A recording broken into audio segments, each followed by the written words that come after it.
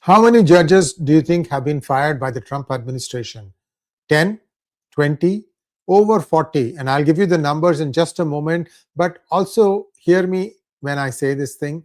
A lot of people now kind of think that they are going to be deported. So the money is flowing out from their pockets into their countries before they actually get out of United States. Many countries, Honduras, Venezuela, and other Latin American companies. Selon les informations disponibles dans les registres publics, les décisions judiciaires récentes et les transcriptions des audiences législatives, la secrétaire à la sécurité intérieure des États-Unis fait désormais l'objet d'un débat institutionnel important, qui implique à la fois le pouvoir judiciaire et le Congrès. L'épisode en question concerne l'exécution de mesures administratives dans le domaine de la politique migratoire, en particulier dans le contexte d'une ordonnance judiciaire fédérale qui ordonnait la suspension temporaire de certaines expulsions vers le Salvador. Selon les documents présentés au tribunal, cette ordonnance visait à préserver la compétence de la justice fédérale pendant l'examen des demandes de protection et des questions de procédure, afin d'éviter que des expulsions irréversibles n'aient lieu avant l'examen complet de l'affaire par le tribunal. Malgré l'existence de cette décision judiciaire, certains documents indiquent que les vols d'expulsion auraient continué après la délivrance de l'ordonnance. Ce fait a conduit le juge chargé de l'affaire, membre du circuit de Washington DC, à ouvrir une procédure d'enquête spécifique afin de clarifier les circonstances dans lesquelles les décisions administratives ont été prises. Au départ, le pouvoir judiciaire ne s'est pas concentré sur des conclusions immédiates, mais sur la reconstitution factuelle des événements, en cherchant à identifier quand l'ordonnance a été communiquée aux autorités exécutives, comment elle a été interprétée en interne et qui, en dernier ressort, a autorisé la poursuite des expulsions. Dans le système constitutionnel américain, les ordonnances judiciaires fédérales ont un caractère contraignant immédiat pour le pouvoir exécutif. En cas de désaccord sur le contenu ou la portée d'une décision judiciaire, le système juridique prévoit des instruments formels, tels que des demandes de suspension, des recours devant des instances supérieures ou des demandes d'éclaircissement. Le non-respect direct d'un ordre, même s'il était fondé sur des interprétations internes, est généralement traité avec prudence et rigueur par le pouvoir judiciaire, en particulier lorsqu'il concerne les droits fondamentaux et la séparation des pouvoirs. C'est dans ce contexte que le juge a commencé à évaluer s'il s'agissait d'une simple erreur administrative, d'un problème de communication ou d'une éventuelle désobéissance délibérée à l'ordonnance judiciaire. Dans le cadre de cette procédure, le magistrat a ordonné la tenue d'audiences probatoires afin d'entendre des témoins sous serment, y compris des fonctionnaires du ministère de la Justice, qui auraient participé à la prestation de conseils juridiques au ministère de la Sécurité intérieure.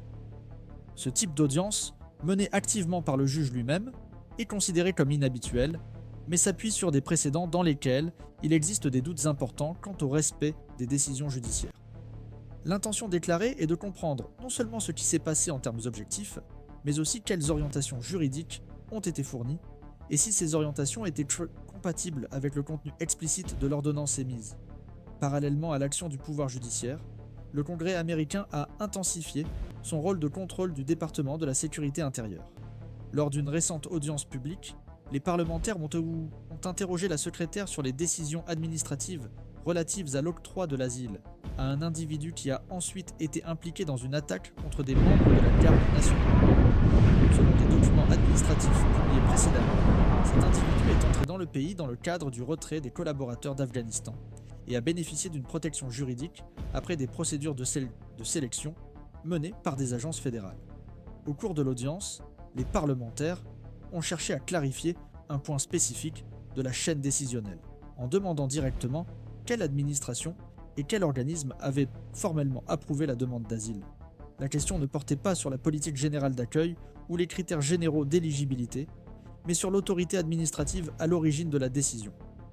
Selon la transcription de l'audience, la secrétaire a répondu en mettant en avant les procédures héritées, les règles établies par les administrations précédentes et les processus de sélection menés dans le passé, sans affirmer de manière catégorique quelle instance avait autorisé l'asile en question.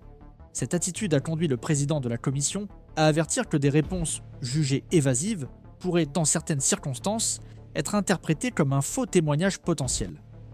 Dans l'ordre juridique américain, le concept de parjure ne se limite pas aux déclarations explicitement fausses, mais peut englober des comportements qui ont pour effet d'induire le Congrès en erreur par des omissions délibérées ou des constructions ambiguës. Bien qu'il n'y ait eu, à ce jour, aucune procédure formelle en ce sens, cet avertissement a rendu public un conflit institutionnel entre le pouvoir législatif et le pouvoir exécutif. Un autre élément qui s'est ajouté au débat était la tentative de la secrétaire de mettre fin à sa participation à l'audience avant la fin officielle des travaux. Selon les procès-verbaux de la séance, elle a invoqué l'existence d'un engagement administratif urgent qui a exigé son départ immédiat. Par la suite, des informations ont circulé selon lesquelles cet engagement aurait été annulé, ce qui a conduit les parlementaires à remettre en question la justification présentée. Dans le contexte institutionnel du Congrès, les témoins convoqués n'ont pas le pouvoir de décider de la fin de leur témoignage. Cette décision relevant exclusivement de la commission responsable de l'audience. La combinaison de réponses jugées insuffisamment directes et du départ anticipé a contribué à attirer davantage l'attention du public sur cette affaire. Néanmoins, les analystes soulignent que ces épisodes doivent être évalués dans leur contexte spécifique, en tenant compte de la complexité des processus administratifs, du climat de polarisation politique et de la nature formelle des audiences de contrôle. D'un point de vue institutionnel, le Congrès exerce son pouvoir constitutionnel de contrôle, tandis que l'exécutif fait valoir qu'il agit dans un domaine caractérisé par des décisions rapides, de multiples niveaux de conseil et des responsabilités réparties entre différents organes. Ces événements s'inscrivent dans un contexte plus large de débat sur les limites de l'autorité exécutive en matière d'immigration et sur le fonctionnement des mécanismes de contrôle prévus par le système constitutionnel américain. Le département de la sécurité intérieure concentre des compétences étendues, notamment en matière d'immigration, de contrôle des frontières, de sécurité des transports et de réponse aux urgences, ce qui rend particulièrement sensible toute remise en question de son respect des ordonnances judiciaires ou de sa responsabilité devant le pouvoir législatif.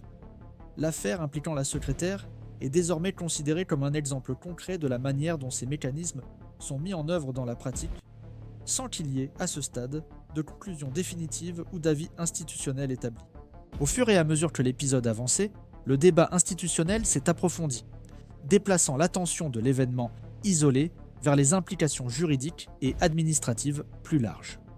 Au sein du pouvoir judiciaire, le juge chargé de l'affaire a clairement indiqué, dans des déclarations publiques et des décisions procédurales, que l'enquête en était encore à un stade préliminaire de clarification des faits. À ce jour, aucune conclusion formelle n'a été tirée quant à la qualification de délit pénal, ni aucune décision définitive prise quant à l'éventuelle responsabilité individuelle. La procédure adoptée reflète la logique de l'application régulière de la loi, selon laquelle l'analyse du comportement des autorités publiques doit être précédée d'une reconstitution détaillée des faits, de la chaîne de commandement et des circonstances qui ont entouré la prise de décision. L'un des points centraux de cette analyse est l'interprétation du contenu et de la portée de l'ordonnance judiciaire qui ordonnait la suspension des expulsions. Selon les registres du tribunal, l'ordonnance a été rendue à titre d'urgence dans le but de préserver la compétence fédérale pendant l'examen des demandes de mesures conservatoires. Dans des situations de cette nature, les ordonnances judiciaires sont généralement rédigées de manière directe, précisément pour éviter toute ambiguïté quant à leur application. Néanmoins, l'administration fait valoir qu'il existait des doutes opérationnels et juridiques quant à la possibilité d'interrompre des vols déjà en cours ou quant à la portée territoriale et temporelle de la décision. Le juge, quant à lui, cherche à déterminer si ces doutes allégués étaient raisonnables ou si l'ordonnance était suffisamment claire pour exiger son exécution immédiate. Dans ce contexte, le rôle des conseils juridiques fournis par les fonctionnaires du ministère de la Justice au ministère de la Sécurité intérieure prend toute son importance. Selon les informations présentées dans le dossier, le magistrat a l'intention d'entendre ces fonctionnaires afin de comprendre quelles orientations ont été données, sur la base de quels fondements juridiques et à quel moment. Le droit américain reconnaît que les autorités peuvent, dans certaines circonstances, agir sur la base de conseils juridiques de bonne foi. Cependant, les experts soulignent que cette défense n'est ni automatique ni absolue, en particulier lorsqu'il s'agit d'ordonnances judiciaires explicites. L'analyse tend à examiner si les conseils étaient complets, si toutes les informations pertinentes ont été communiquées et si l'interprétation adoptée était plausible à la lumière du texte de l'ordonnance. La possibilité pour le juge de renvoyer l'affaire à un procureur spécial indépendant a également été discutée, bien que de manière hypothétique. Cette alternative est prévue dans des précédents où le ministère de la Justice est confronté à des conflits d'intérêts potentiels, lorsqu'il enquête sur des autorités de l'exécutif lui-même. Bien que la nomination d'un procureur spécial soit considérée comme une mesure exceptionnelle, les analystes soulignent que le simple fait d'envisager cette option témoigne de la préoccupation du pouvoir judiciaire quant à l'apparence d'impartialité de la procédure. Dans le même temps, il est largement reconnu que cette étape, si elle se produit, ne constitue pas une conclusion quant à la culpabilité, mais seulement le choix d'un mécanisme d'enquête jugé plus approprié aux circonstances. Au Congrès, le débat a suivi une voie parallèle, se concentrant sur la responsabilité administrative et la transparence des informations fournies lors des audiences de contrôle. Les parlementaires ont réaffirmé que l'objectif principal n'était pas de réévaluer les politiques migratoires dans leur ensemble, mais de clarifier des décisions spécifiques et la manière dont elles ont été communiquées au pouvoir législatif. La discussion sur un éventuel faux témoignage a surgi dans ce contexte, associé à la perception que les questions directes n'auraient pas reçu de réponse tout aussi directe. Néanmoins, les experts en droit législatif soulignent que le renvoi d'accusations de cette nature implique des critères rigoureux et exige généralement une démonstration claire de l'intention de tromper, ce qui n'a pas encore été formellement établi. La question de l'octroi de l'asile à la personne impliquée dans l'attaque contre la garde nationale continue d'être examinée sous de multiples angles. Les archives publiques indiquent que la politique d'accueil des collaborateurs afghans a été mise en œuvre dans un contexte d'urgence, caractérisé par des délais courts, un volume élevé de cas et une forte implication des agences militaires et de renseignement. Dans ce contexte, les décisions administratives se sont souvent appuyées sur des informations fournies par différents organismes, ce qui peut compliquer l'identification d'un seul responsable politique ou administratif.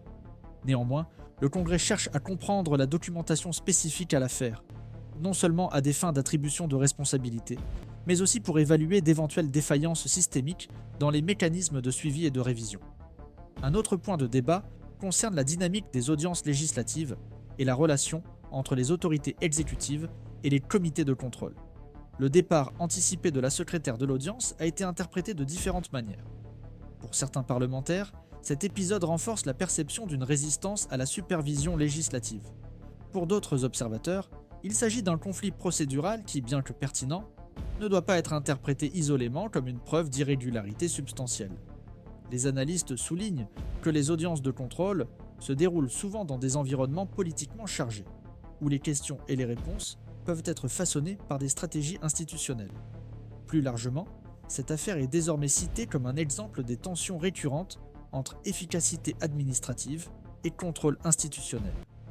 Le département de la sécurité intérieure opère dans un domaine caractérisé par des décisions à fort impact et par des pressions simultanées de nature humanitaire, juridique et politique. La supervision judiciaire et législative, quant à elle, vise à garantir que ces décisions sont conformes à la loi et aux principes constitutionnels.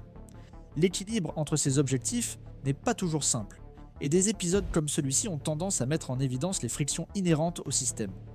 Jusqu'à présent, tant le pouvoir judiciaire que le Congrès soulignent que leurs procédures sont en cours et qu'aucune conclusion préalable n'a été établie. Les audiences probatoires ne sont pas encore terminées, les éventuelles mesures législatives restent à l'étude, et l'administration continue d'affirmer qu'elle a agi dans les limites légales et opérationnelles disponibles. Dans ce contexte, l'affaire reste ouverte, et sa compréhension nécessite une attention constante au développement institutionnel et aux informations qui seront encore produites au cours des prochaines étapes formelles. Le processus étant toujours en cours et sans conclusion définitive, l'épisode a également été analysé sous l'angle de ses répercussions institutionnelles possibles, non pas comme des résultats établis, mais comme des hypothèses discutées par des spécialistes en droit constitutionnel, en administration publique et en sciences politiques. L'un des axes centraux de ces analyses concerne la manière dont les mécanismes de frein et contrepoids fonctionnent lorsque les actes du pouvoir exécutif entrent en conflit avec les décisions du pouvoir judiciaire, et avec l'activité de contrôle exercée par le Congrès. Dans l'organisation constitutionnelle des États-Unis, les conflits de ce type ne sont pas traités comme des défaillances exceptionnelles du système, mais comme des situations prévues, régies par des procédures formelles visant à empêcher la concentration excessive du pouvoir et à garantir la responsabilité des autorités publiques. Dans le cadre du pouvoir judiciaire, la conduite prudente et détaillée des audiences de production de preuves a été interprétée comme un signe de préoccupation quant à la légitimité institutionnelle du processus. En donnant la priorité à la clarification des faits pertinents, à la reconstitution des chaînes décisionnelles et à l'analyse des avis juridiques, qui ont fondé les décisions administratives, le magistrat indique que toute responsabilité éventuelle devra s'appuyer moins sur des évaluations de nature politique et davantage sur la vérification objective des comportements à la lumière de la législation applicable. Les experts soulignent que cette position tend à renforcer l'autorité du pouvoir judiciaire, en démontrant sa volonté de soumettre les hauts fonctionnaires aux mêmes critères juridiques que ceux applicables aux autres agents publics sans préjudice des garanties d'une procédure régulière. Dans le même temps, des débats s'engagent sur les limites de cette action judiciaire.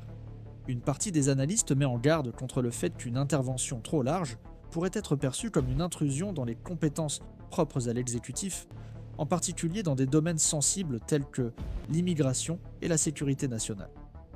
D'autres soutiennent que la force contraignante des décisions judiciaires constitue un élément essentiel de l'état de droit, et que l'absence de conséquences en cas de non-respect pourrait affaiblir le système constitutionnel lui-même. Ces interprétations coexistent dans le débat public, sans qu'il y ait de consensus clair sur celle qui tendra à prévaloir à mesure que l'affaire progressera. Au Congrès, cet épisode est également considéré comme un test de l'efficacité concrète des instruments de contrôle législatif. L'éventuelle prise en considération de poursuites pour faux témoignages, même si elle n'a pas été formalisée, a relancé les discussions sur la capacité des audiences parlementaires à obtenir des informations précises et complètes. Les parlementaires qui défendent une position plus ferme font valoir que des réponses directes à des questions factuelles sont indispensables à l'exercice du contrôle démocratique. A l'inverse, les observateurs soulignent que la complexité des procédures administratives rend souvent difficile l'obtention de réponses simples, rendant imprécise la ligne qui sépare la prudence institutionnelle de l'évasion délibérée. Ce débat s'inscrit dans un contexte plus large de réflexion sur les relations entre l'exécutif et le législatif en période de forte polarisation politique. Les audiences de contrôle ont tendance à se transformer en espaces de dispute narrative, dans lesquels différents acteurs cherchent à préserver à la fois leurs prérogatives institutionnelles et leurs positions politiques. Néanmoins, les analystes observent que la pertinence de ces audiences ne se limite pas au moment de plus grande exposition publique, mais s'étend également à la production de registres officiels, de documents et de témoignages qui peuvent être examinés ultérieurement de manière plus technique et moins immédiate. Un autre aspect souvent mentionné concerne l'impact potentiel de l'affaire sur les pratiques administratives futures du département de la sécurité intérieure et d'autres agences fédérales. S'il est conclu qu'il y a eu des lacunes importantes dans l'interprétation ou l'exécution des ordonnances judiciaires, il est possible que les organes de l'exécutif adoptent des procédures internes plus prudentes, avec une plus grande formalisation documentaire et des consultations juridiques plus approfondies avant la mise en œuvre de mesures top sensibles. D'autre part, si l'enquête indique que les comportements se situaient dans une marge raisonnable d'incertitude juridique, l'épisode pourrait être interprété comme un exemple des difficultés opérationnelles rencontrées par les administrations qui opèrent dans des environnements juridiques complexes et soumis à des changements rapides. La discussion relative à l'octroi de l'asile, dans le contexte du retrait d'Afghanistan, reste également pertinente dans ce scénario. Les analystes observent que les opérations d'urgence de cette ampleur exigent des décisions rapides, souvent prises sur la base d'informations incomplètes et d'évaluation des risques réalisés sous une pression temporelle intense.